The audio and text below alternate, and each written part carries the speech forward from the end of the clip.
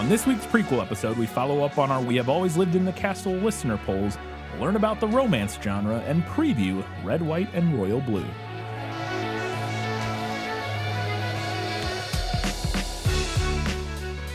Hello and welcome back to This Film Is Lit, the podcast where we talk about movies that are based on books. It's another prequel week with every single one of our segments. Lots to talk about. Let's get into it with our patron shoutouts. I put up with you because your father and mother were our finest patrons, that's why. No new patrons this week, but we do have our Academy Award winners, and they are Breens, Beans, and Peen, Eric, Harpo-Rat, 1962, A Year for Castles, Vic Vega, Matilde, Steve from Arizona, Int Draft, Teresa Schwartz, Ian from Wine Country, Winchester's Forever, Kelly Napier, Gray Hightower, Gratch, Just Gratch, Shelby's in her Capybara era, That Darn Skag, V. Frank, and Alina Starkov. Thank you all very much for your continued support. Obviously, We Have Always Lived in the Castle came out in 1962. Mm-hmm. Trying to figure out what other castle. I think that's a reference to Man in the High Castle. Yeah, I did say that came out like the same year, didn't yeah. I? I think I might have, one of us might have said it was A Year for Castles. Oh, in the prequel I don't episode remember for saying that. If I feel like it probably was you because I don't, or maybe I didn't. I just don't remember. But now that yes, that's right. Okay, good. I enjoy it. Good name change. Whoever you are, I don't remember. I'd have to go figure out. Vic, no, not Vic Vega. I don't know who that is. But anyways, good name change. All right, let's see what the people had to say about We Have Always Lived in the Castle. Yeah, well, that's just like your opinion, man. On Patreon, we had 5 votes for the book and 0 for the movie. Mm-hmm. This will be a recurring theme. Yeah. Eric said, I voted for the book. I found it so atmospheric and unsettling, and nothing in the movie could compare to me being convinced for about 10 pages that Maricat was a poltergeist after that line from Uncle Julian about her dying. I think that would be a really interesting take on this. Yeah. Like, it would be very different from, like, it would be a different story. Right. But I think it would be an interesting story. Yeah. I also love that she seemed... I mean, that's spoilers, but that's... Oh my God, what's the movie? You're about to say The Sixth Sense. Yes, that's The Sixth Sense. Sorry. Blanking She on would the be a name. poltergeist and not a regular ghost. Fair enough. Fair enough. At least a little different. Yeah. Eric went on to say, I also love that she seems to have gotten mentally stuck at 12, the age she was when the murders happened. She doesn't at all act 18, and I kept forgetting how old she was when reading. That was something that I meant to bring up, and I forgot about it, because I do think it's very unsettling. The way she acts, yes, but also, like, Constance is always referring to her as a child. Yeah. I mean, we did mention and talked about how they were living in kind of a state of arrested development. Yeah. I don't think we categorized it specifically to the murder, but that makes sense. I may be misremembering, but I thought Julian was very open about believing that Constance did it. And I loved that possibly imagined dynamic of him happily being cared for by her while also thinking she poisoned everyone and freely chatting about it. I don't recall any like specific moment where I felt like he concretely said that he definitely believed Constance did it, which I could also be misremembering.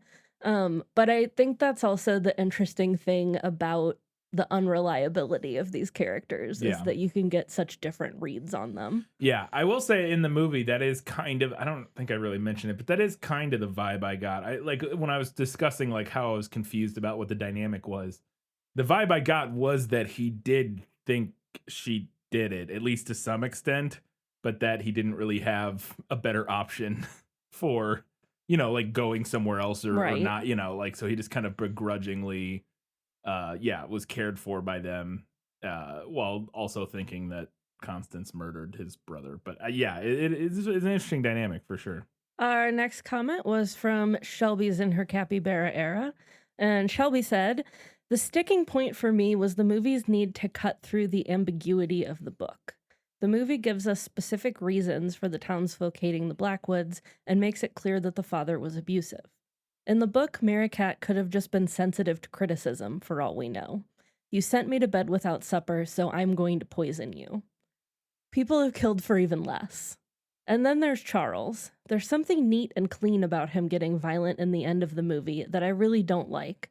It feels cheap for the movie to go, see, now we all agree he's the bad guy, when people like this are often much more careful about never doing something so obvious. I also didn't like how the townspeople in the movie reacted to him.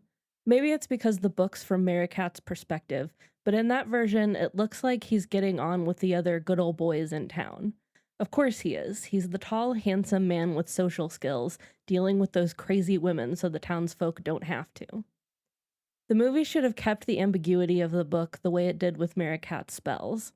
If it had, these two would have come up even for me. I haven't watched Sharp Objects, but I've read the book. I can definitely see the comparison now that Brian mentioned it. Sweet.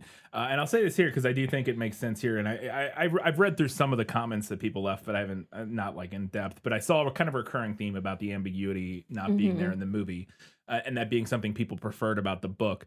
I will say, I think maybe clearly the movie is not as ambiguous as clearly the film is not as ambiguous as the book is based on everybody's experience of reading it and watching it. I will say I think the movie is still maybe more ambiguous than some of these comments give it credit for. I think I not some of the way, obviously the part where he attacks her at the end makes it less ambiguous in that way.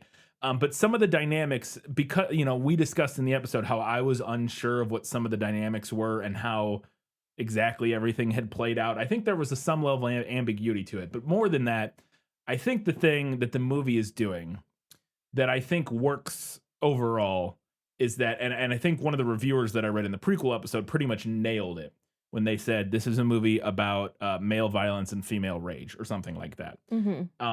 Basically what the movie is doing is the person who wrote it, the people who wrote it, the filmmakers read the book, interpreted the backstory from it, and then decided to tell that story because that's what they identified with in the story. Yeah. This male abusive character coming in. Because I know somebody else had mentioned, like, in the book, it's actually not even super clear if necessarily Charles even is, like, trying to take advantage of, I think maybe Kelly or somebody said that. Said something along those lines. We'll get to that, obviously, about how it's maybe not even super clear in the book, whether or not Charles is even, like, trying to take advantage of them or actually is trying to help them or, like, is trying to, like, kind of take care of the estate and that sort of thing.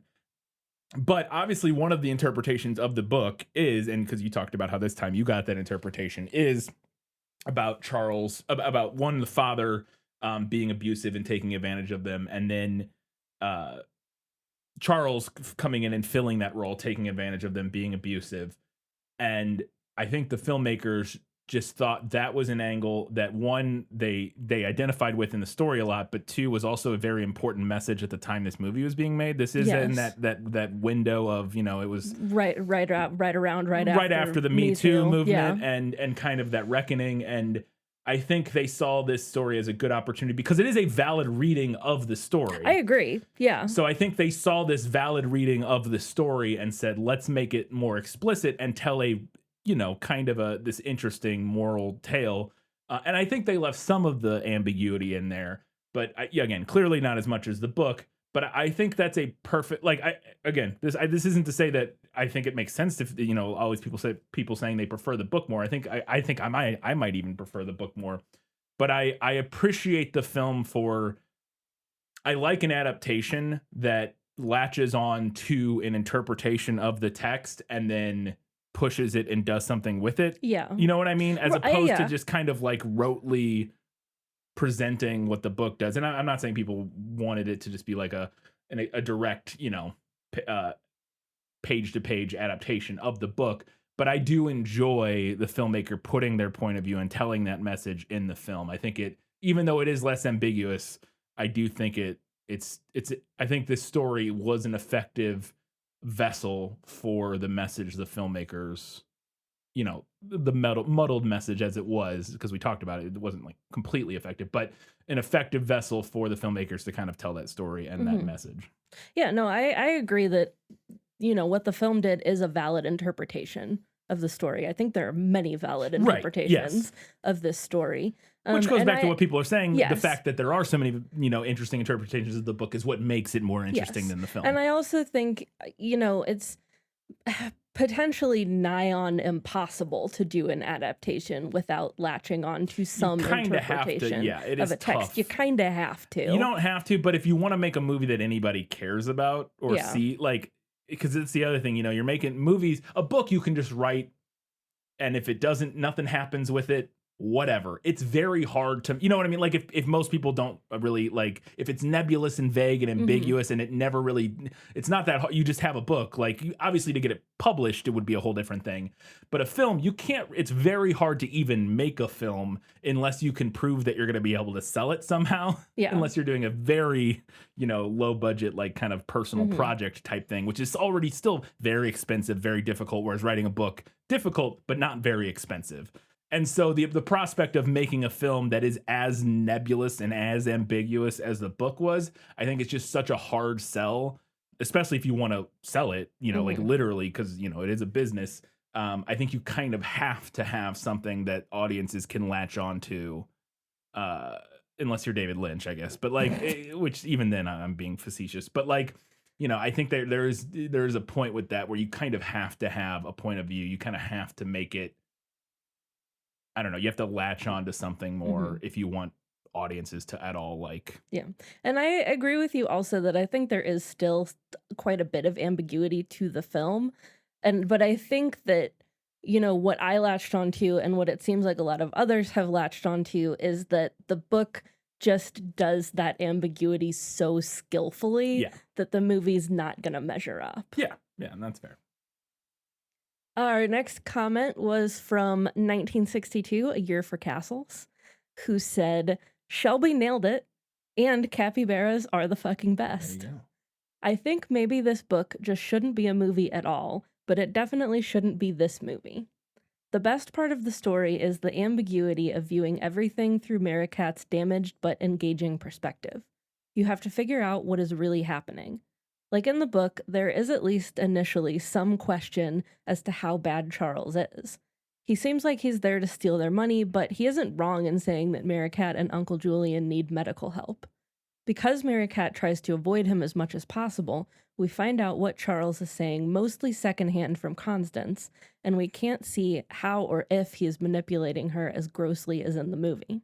There is some legitimate question as to whether Merricat might just hate him because he represents change, and that to me was what made the book compelling. I mean, I think that absolutely is true. Yeah. In both the book and the movie, that she hates him because he's bringing these changes I think and she's very opposed to that. I think even in the film, that is because she hates him moment one before anything, like before he has done anything. You can tell she already hates him just because he represents this outside force coming in and interrupting their lives. This new thing. Very much. So yeah, I think even in the film that's the case. It's just the film then goes on to make him more explicitly the villain. Yeah, and there is definitely some question as to what his intentions actually are. Like, how selfishly motivated is he really? In the book. Yes. Oh yeah. And I for sure got a read of like selfishly motivated, and part of that was helped along by at the end of the book. We didn't talk about this really. At the end of the movie, they kill him, right? And it's very like cut and dry. Yeah. At the end of the book, when he comes back and tries to like get them to let him back into the house and back into their lives, he has like a photographer with him who wants to take a picture of the house and hopefully the sisters so that he can sell it. And Charles is like, if you get that picture, I get half, right? And we hear him say that. And that was like one of a couple little things that helped me more to the conclusion of like, Charles is at least somewhat selfishly motivated here. Yeah. But I think there is a lot of ambiguity to it. Right. Continuing with our comment here, finally, I hate the movie's implication that Merricat is some sort of sociopath. I think this runs antithetical to the Merricat of the book. She was a 12-year-old who lashed out in anger because she was unable to truly understand what the consequences of her actions would be. She then never got the help she needed and tried to control an uncontrollable world through her magic. I can see that she might lash out again if her delicate world was endangered, like with Charles breaking into the house, but I don't believe she would calmly deliver the second blow like the movie shows. She would also never open the door to scare the kids outside because her happiness depends entirely on never moving outside of her bubble. That I agree with very much. Okay. I don't Interesting. think I thought that was very out of character for her at the end of the movie. Okay. I thought I had read somewhere, and I could be completely wrong about this, so take this with a grain of salt, but I thought I had read somewhere since watching the films, like on IMDb, a review or something of somebody saying that the idea of Merricat potentially being a sociopath they felt was also present in the book. I could be wrong about that. This was also obviously just one random person's opinion. But anyways, but it sounds like, I mean, if sounds like you agree pretty strongly with the listener here. So. I mean, I don't think that's out of the question in the book. I'm also not really qualified to make that assessment. That's true too. That's the other thing of a fictional character. Yeah, that as soon as we start using labels like that, it becomes complicated. And Our next comment was from Kelly Napier, who said, "Oh, the book, hands down over the movie. It's interesting to me that such a faithful adaptation could seemingly miss the mark so much. As others have commented, the movies seem to have this need to hit people over the head with the exposition to make sure they got it. The book was spooky and unsettling and nailed the idea of giving you just barely enough concrete info to go on." This is so fascinating because this was not my experience watching the film, having not read the book. That's what this show's all about. I know, it is interesting though. I also liked the book's ending more. It didn't seem necessary for Merricat to kill Charles, and I much preferred him just being rejected and left to wander off, potentially to find his next unwitting target who might make him rich. Also, do we ever know for sure he's actually their cousin? Since that branch of the family was estranged from the rest, I found it totally possible that this was just a random person trying to take advantage. I think that's possible. That's totally I mean, they do say very frequently that he looks just like their father, but that doesn't necessarily mean he's definitely their cousin. Sebastian Stan also looks just like young Mark Hamill, so like they're not related as far as I know. But yeah, like as I mentioned kind of halfway through there, it is fascinating to me because the movie did not feel to me, for this style of movie, shall we say, and on a first viewing, maybe I would change on a second viewing, it did not feel like the film was hitting me over the head with exposition to the point where, like I said, it was enough where I felt like I was scrabbling together. I think because of the nature of a film, as we discussed in the episode, of watching a film is not nearly as you can't digest it as completely, especially on a first viewing, as you can reading a book where you can reread sections pretty easily and stuff like that. And go at your own pace. And you can read a chapter and think about it for a bit. Whereas in a film, you're moving on and you're already thinking and watching the next thing happening. And you can do that with a film, but it becomes a very weird experience. That's not the same as it is with reading a book. And so, for me, I did not feel like it was hitting the audience over the head with exposition beyond what was necessary for the viewer. But I could imagine, having read the book, it may feel that way. But I truly don't think for a general audience, for people that had not read the book, I don't think it was as maybe obvious and exposition heavy as some of our listeners felt like it was. Again, as just a film for people who hadn't read the book. Right. For people who read the book, I can totally see how that could be the case. But all right. Over on Twitter, we had 3 votes for the book and 0 for the movie. And one comment from Brian Soilo. This is a new commenter. Yeah. I don't think that we've ever had this commenter before. And they said, "My answer is the book. The major change at the end of the movie with Charles being killed is far less creepy than the Blackwood sisters shunning him forever.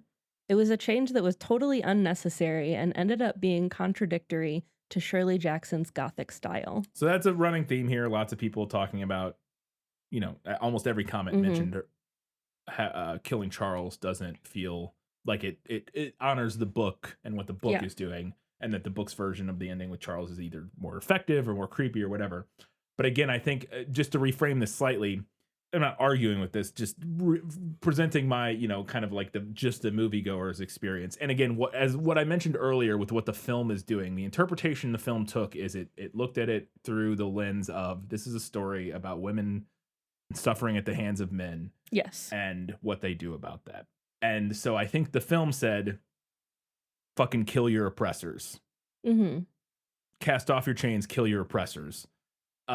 Essentially, to some extent. And I think they thought that was a much more impactful, meaningful message at the time this film was being made, with the interpretation they were doing, as opposed to he just gets to wander off and kind of not really have any repercussions for what he did. Mm-hmm. You know what I mean? Like, Yeah. I think that's what the film is doing.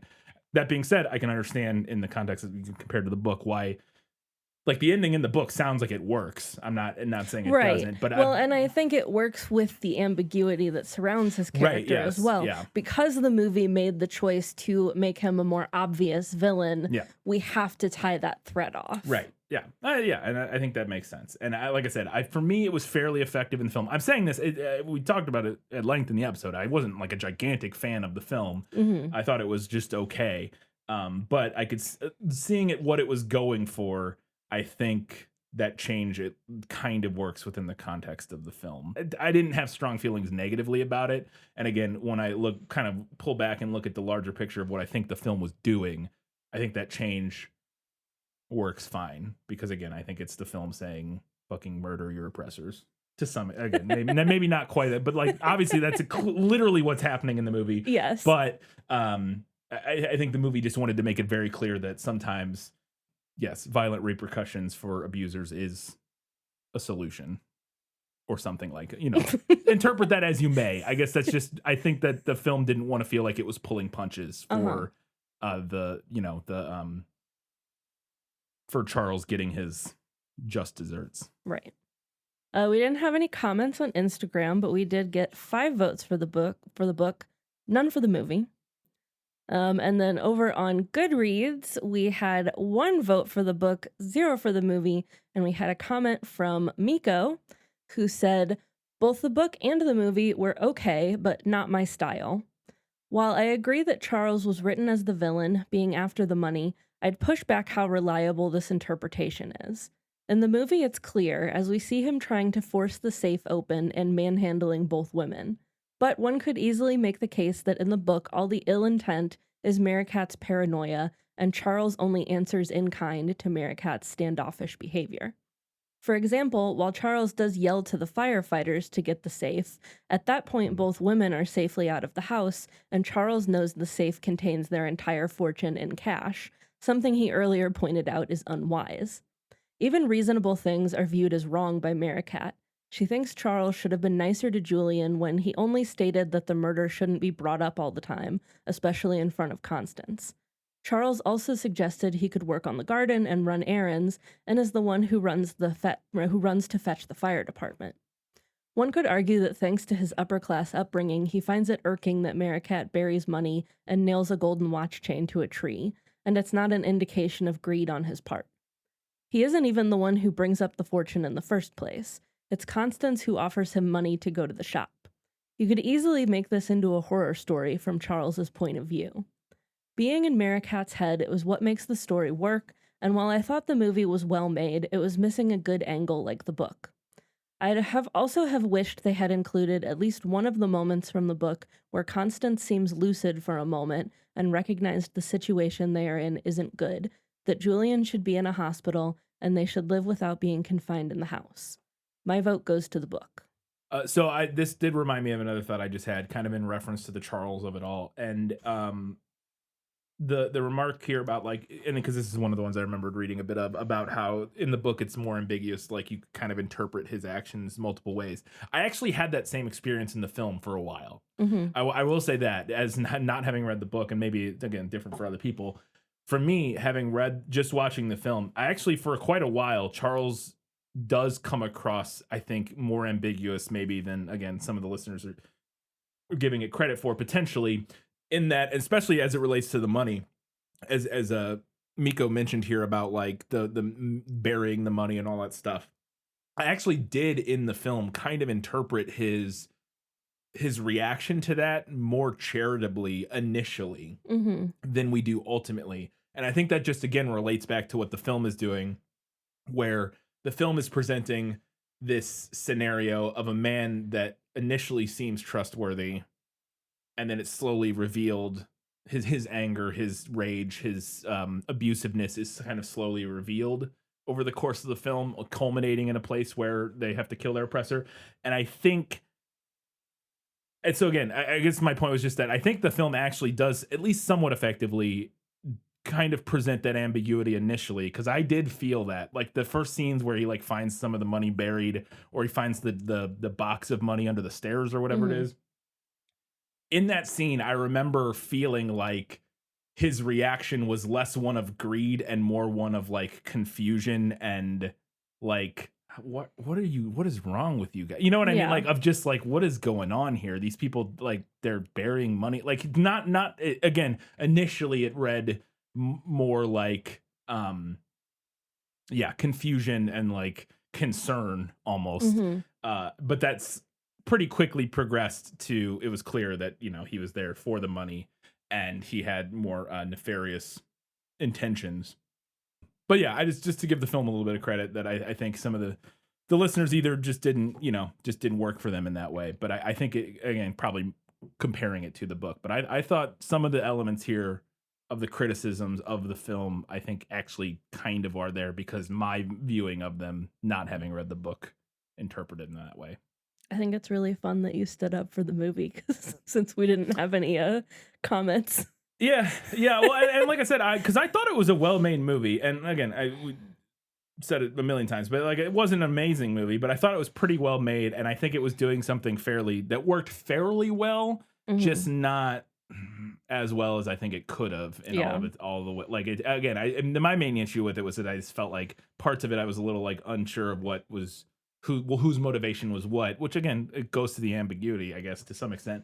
But then also just the I had a hard time super identifying or latching onto or caring about a lot of some of the characters, because I just didn't feel like we got quite enough of an emotional like through line for some of the characters, or I don't know, something. It was kind of hard to describe, but there are elements of that, and then some of the scenes I just think were like we talked about, like the scene where he gets out of the tub and like that doesn't really make any sense. That felt like it was supposed to have some kind of follow-up scene or something. Honestly, it just feels like a trailer like moment or something like that kind of thing of like, it's just like, we've got Sebastian Stan, let's get him shirtless. And then have him like be kind of weird and creepy for like an off-putting, like almost like a clip you would play on like a talk show of like this weird thing, because it like gets the people going. Sebastian Stan shirtless, but also like there's a weird menacing vibe, like people will be like, what's going on, you know what I mean? Like, but in context of the film, so there's stuff like that I think didn't work.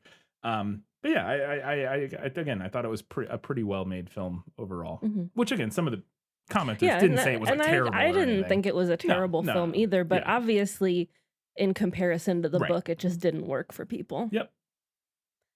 All right, well, to nobody's surprise then, the winner of our listener poll is the book in an absolute landslide. Yeah, with shut out. 14 votes to the movie's 0. I'm voting for the movie, so it got 1. All right, it's time to learn. What we're learning about today is the evolution of the romance genre. No matter what anybody tells you, words and ideas can change the world. All right, got a little classic learning things segment for us here. A romance novel, or a romantic novel, what is it?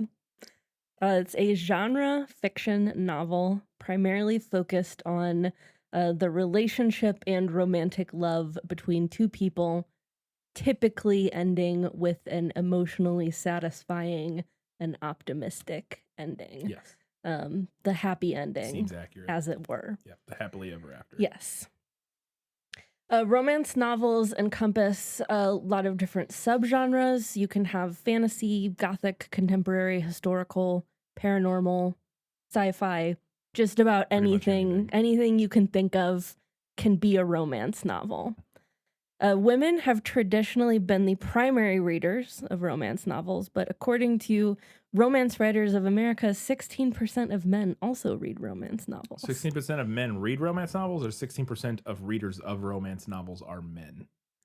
This is what it said. To me, 16% of romance novel readers being men makes more sense. I agree. Because I can't imagine 1 in 5 men in America, assuming this is America because it says Romance Writers of America. I can't imagine 1 in 5 men. I don't even know if I would agree that 1 in 5 people read books regularly. You know what? No, I'm not even trying to be glib. I'm just saying, like, I mean, that's fair. you know, no, it just seems like a disproportionately high number. But I would believe that like 16% of romance book that readers probably were makes men. more sense. Because it's predominantly women, but there's not a tiny minority. It's, Now, obviously, prose fiction stories dealing with romantic love has been around since forever, since humans have been around. But when did romance become what we know it as today?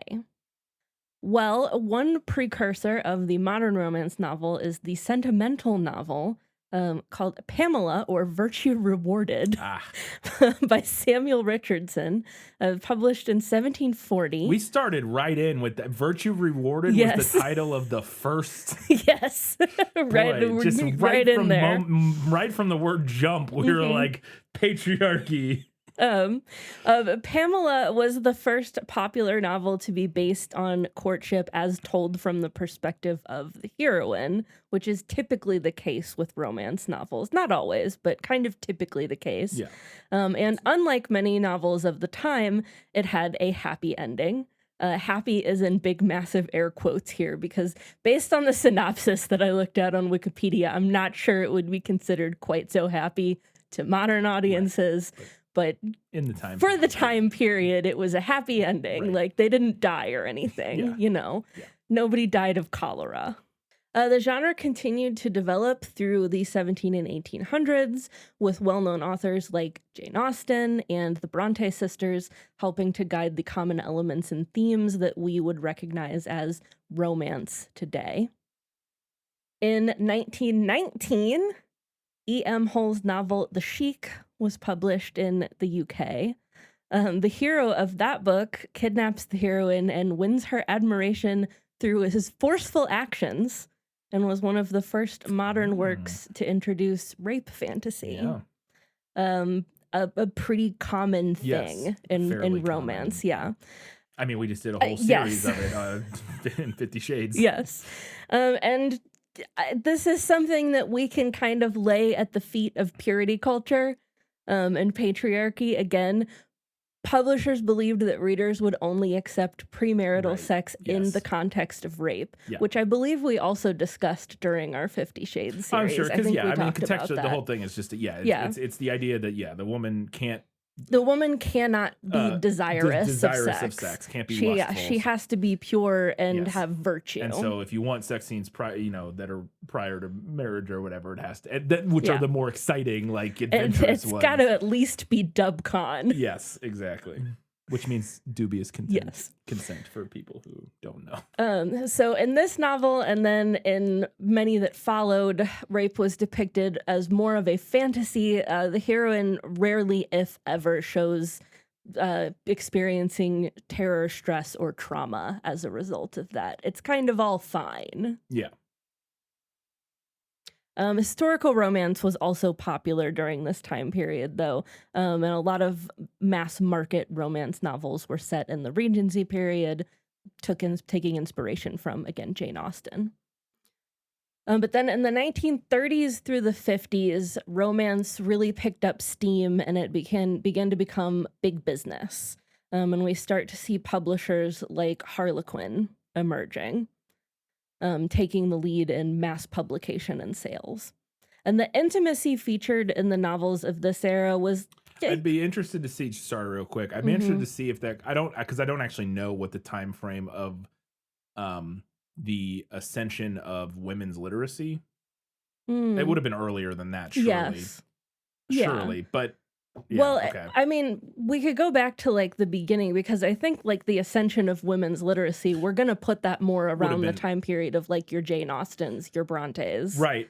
I guess I was thinking, Like widespread literacy. yeah, okay. Because I was thinking around that time period, it would have been more like, which I guess is true regardless of gender, that like just well-to-do people would be literate. Yes. And yeah, that's regardless of gender. Okay, fair enough. Yep, sorry. Yeah. The intimacy featured in novels of this era was like pretty tame by most standards, but that was about to change, my Nice. friends. In the U.S., modern romance genre fiction was born in 1972 with Avon's publication of Kathleen Woodwiss's The Flame and the Flower. Wow. Fantastic romance Great name. novel title, Yeah. which was the first of the modern bodice ripper romance Thus novels. a genre was born. Mm-hmm. Well, I guess a subgenre.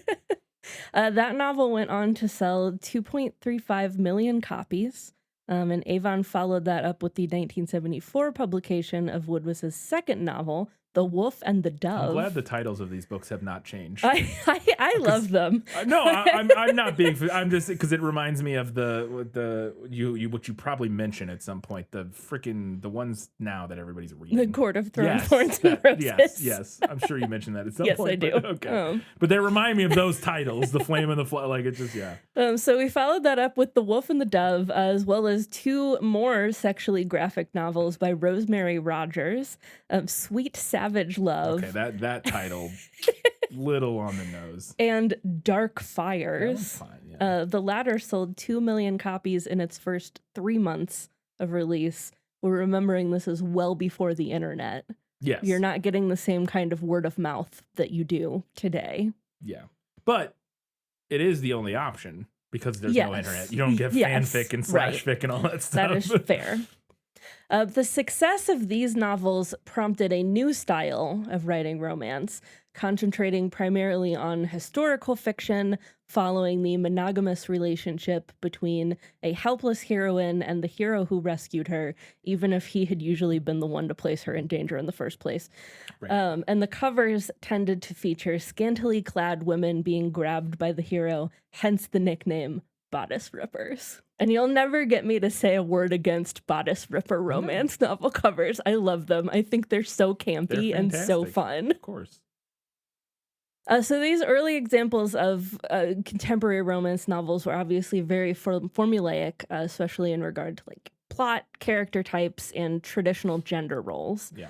However, the genre did continue to evolve over the next several decades and at least somewhat modernized with the times. You know, we started to branch out from this kind of very set, narrow, like historical formula. Mm-hmm. And the classic bodice ripper cover art sadly also fell by the wayside. Yeah. And by the 2000s, it was much more common for romance novel covers to feature landscapes. It wouldn't surprise me if that relates to the idea that once we've gone through, I don't know the reason for that change, but it wouldn't surprise me to know that older style of cover, the classic bodice ripper style cover, was something that was seen as a certain thing. Yes. And so younger audiences maybe, or, like audiences growing into the age where they're reading that kind of like romance and stuff like that, would see that book cover and be like, that's the thing my aunt reads. Like, I don't want to, you know what I mean? I'm sure that's at least part of it. So you mix up the formula of what they look like to make them not yeah. immediately trigger that's the thing my grandma has in her bathroom well, or and whatever. I think another part of it too is that like not everybody is going to want to be seen reading the novel with the scantily clad people on it. That's fair too, yeah. Well, yeah, you can, the more modern ones you can take on the train with you. Yes. Yeah. And nobody knows unless they know what the book is. Right, yeah. Which at that point you just kind of wink at each other. So today, quote unquote spicy fiction, as we're calling it, is more popular than ever. But instead of historical alpha males seducing swooning damsels, the most popular genres are romantasy, portmanteau of romance and fantasy, and paranormal romance that blends fantasy and sci-fi elements. Think series like Sarah J. Maas's A Court of Thorns and Roses or Rebecca Yarros's Fourth Wing series. Young adult romance and LGBTQIA plus romance are two other subgenres that have been growing quickly over the past decade or so. And the popular cover art style has also shifted to brightly colored, cartoonish depictions of the main characters, and red, white, and royal blue is actually a really good example of that trend. Mm-hmm. So whether it's barely spicy or basically erotica, romance fiction has proven itself to be perennially popular.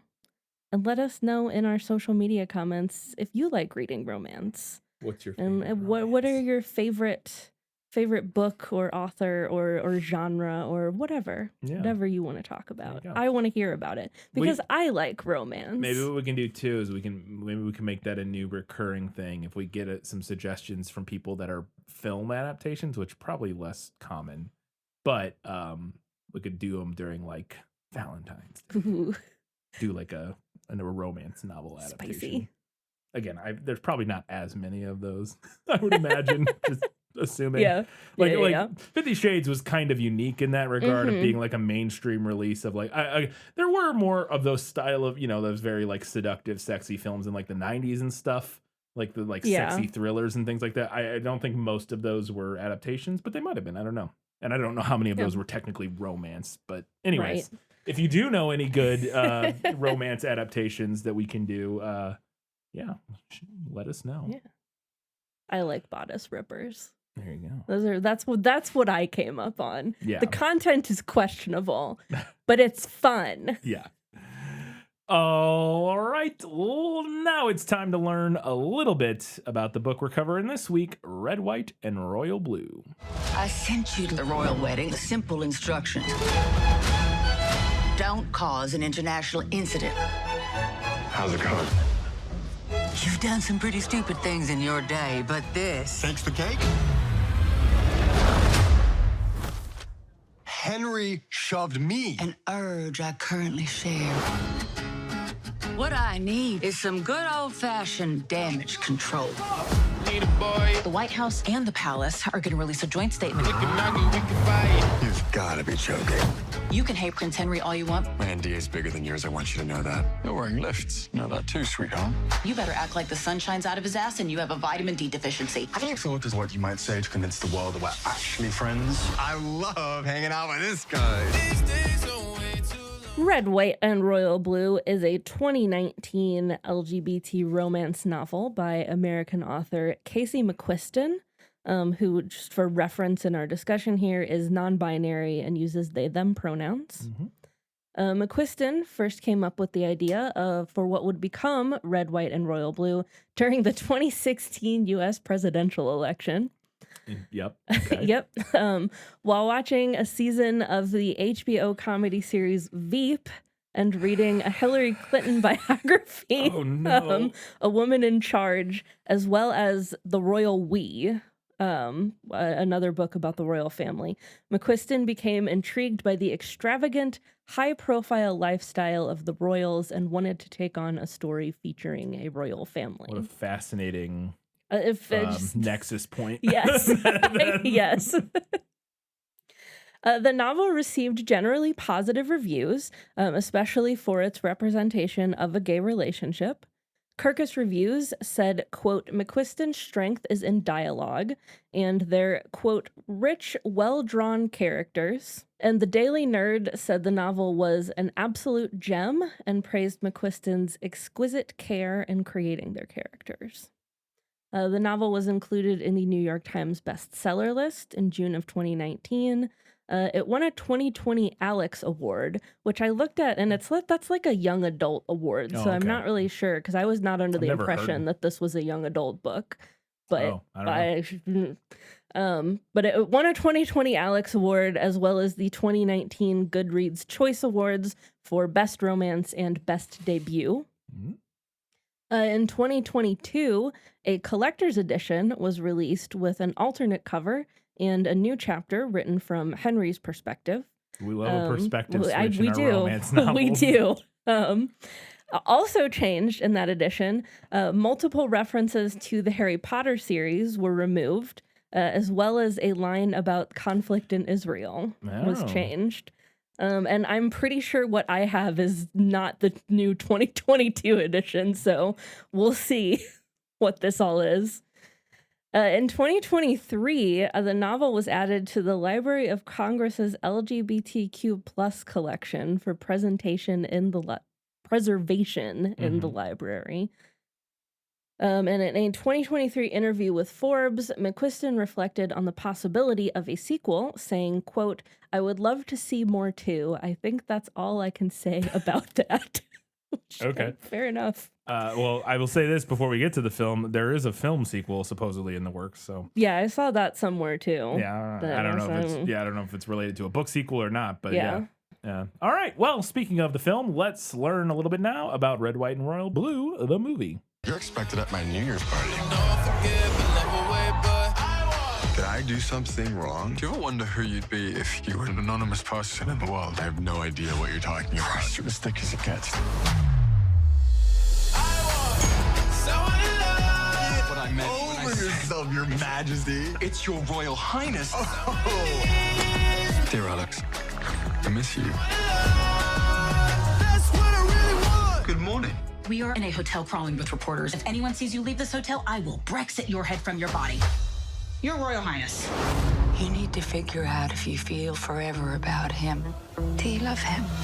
What difference would it make if I did? I want someone to love. Prince Henry belongs to Britain. I need. We can figure out a way to love each other on our own terms. It's like there's a rope attached to my chest and it keeps pulling me towards you. Red, White, and Royal Blue is a 2023 film directed by Matthew Lopez. Literally only had one directing credit, according to IMDb, but did have a credit as a writer on The Newsroom, the TV show The Newsroom, which is a Sorkin joint, which, boy, that sounds like a Sorkin joint, The Newsroom. I have a fear about this film that we will see. I don't know. I'm going to go in as open-minded as possible, but I have a fear about this film. But we'll see. The film was also written by Matthew Lopez and Ted Mallower, and I'll get into how that worked later. But Ted Mallower wrote on Law & Order, American Rust, and Halston, and a show called Rise, mostly in TV. And his Law & Order credits are actually after the film, I believe, like modern Law, like within the last couple of years, Law & Order episodes.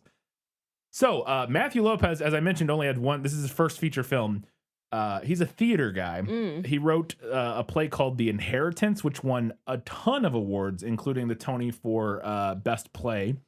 His Broadway productions have been nominated for 24 Tonys and have won 8. That he's been either a writer, a director, whatever. I think writer primarily on.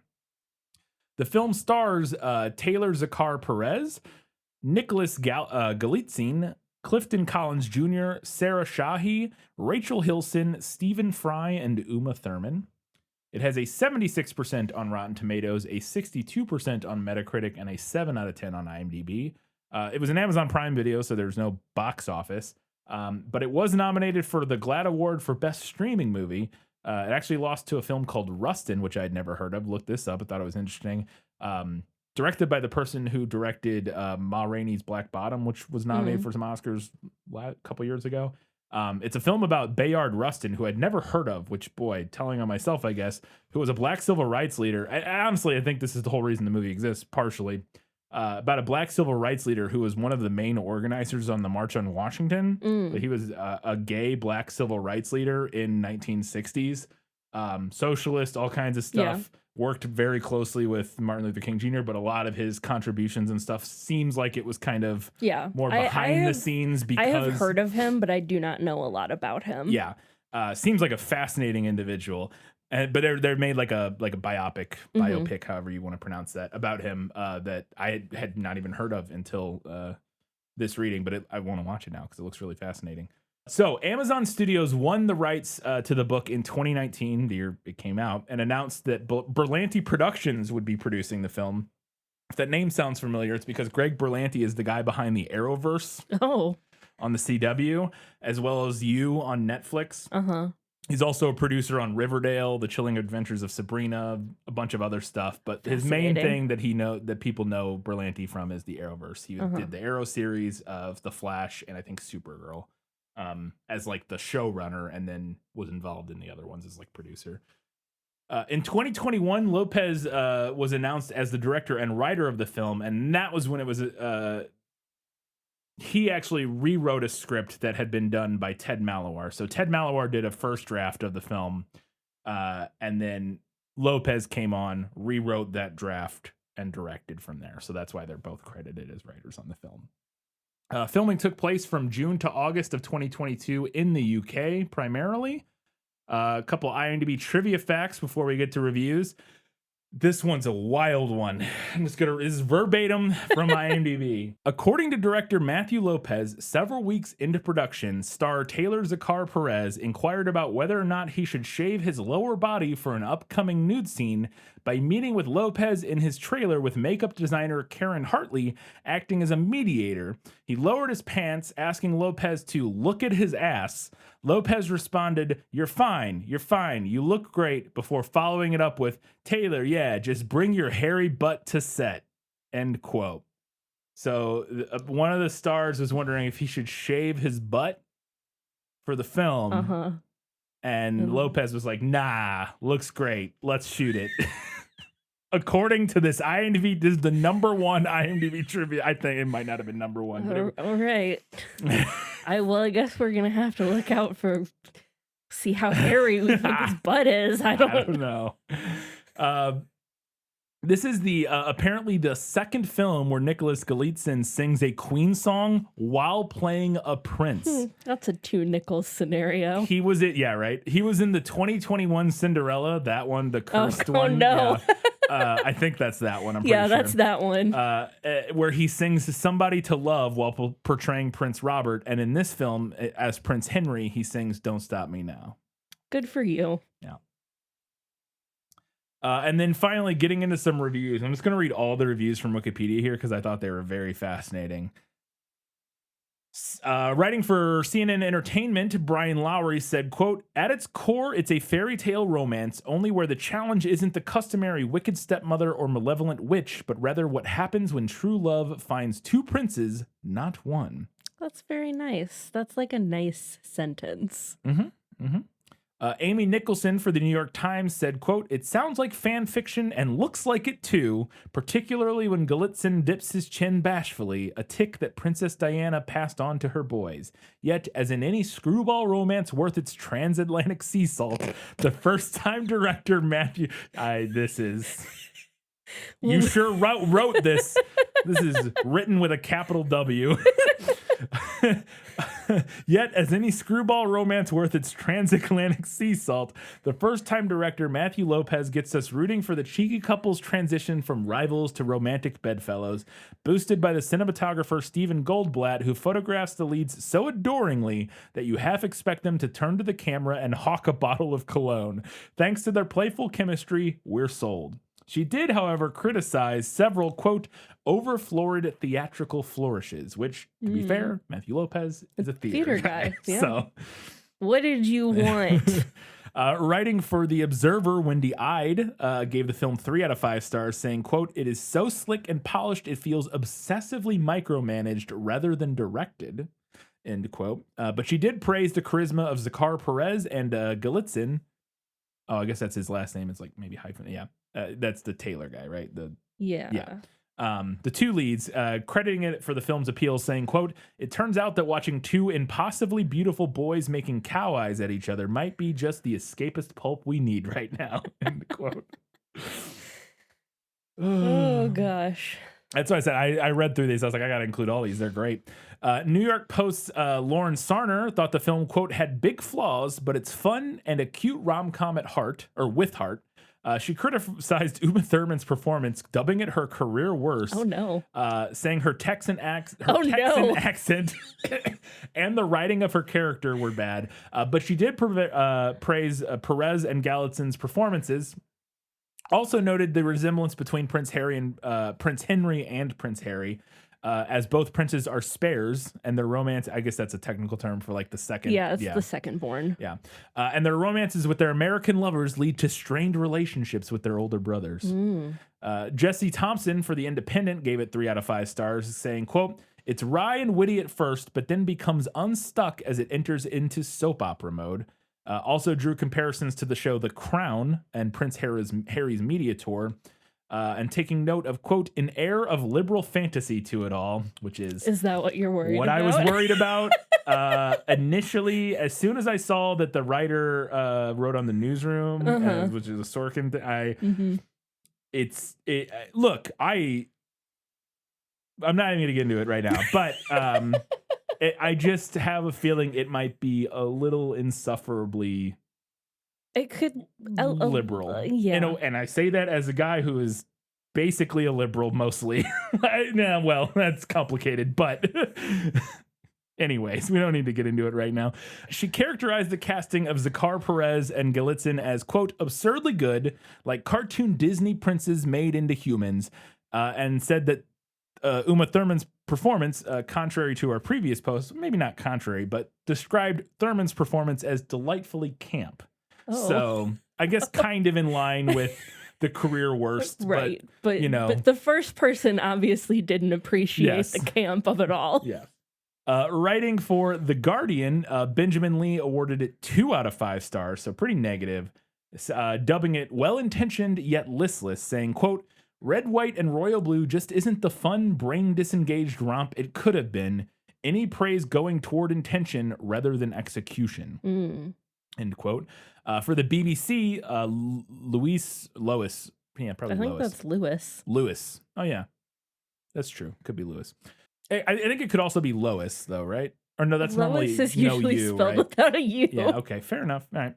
BBC's Lewis Staples thought that, quote, the creaky formulaic script often sounds like it was written by ChatGPT, and criticized the film's overt leaning into, quote, fictionalized specifics of Anglo-American relations and into stereotypes of the British and Americans.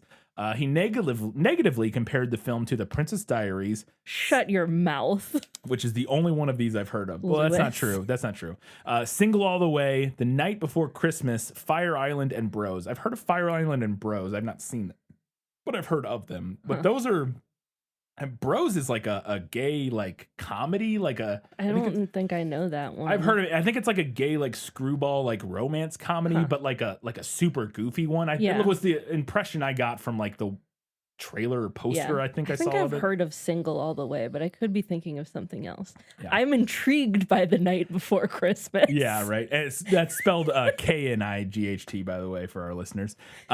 He concluded his review by saying, if you're looking for a film about beautiful men with perfect hair and sculpted abs, which doesn't demand too much from you, then it might be for you. I don't think that sounds that bad. But if you're expecting it to be in the grade of rom-coms that are laugh out loud hilarious and actually say something interesting about relationships or anything beyond lazy cliches, then you'll be royally disappointed.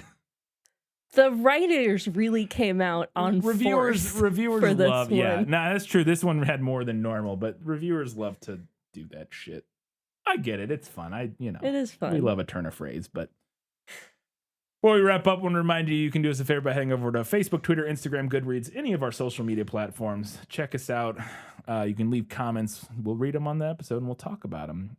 You can also help us out by dropping us a nice little 5-star rating, writing us a review on Apple Podcasts, Spotify, or YouTube, wherever you're listening to our show, and can write us a review. Or you can support us on Patreon at patreon.com/thisfilmislit. Katie, where can people watch Red, White, and Royal Blue?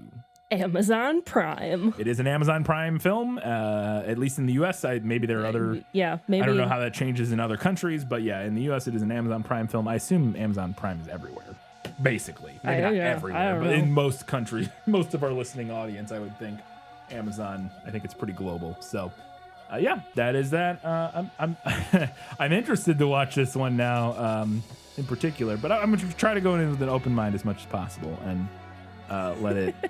Let it just do what it's going to do. Let it wash over you. Yes, let it do what it's going to do. Yeah. We'll see. But yeah, come back in 1 week's time. We're talking about Red, White, and Royal Blue. Until that time, guys, gals, non-binary pals, and everybody else. Keep reading books. Watching movies. And keep being awesome.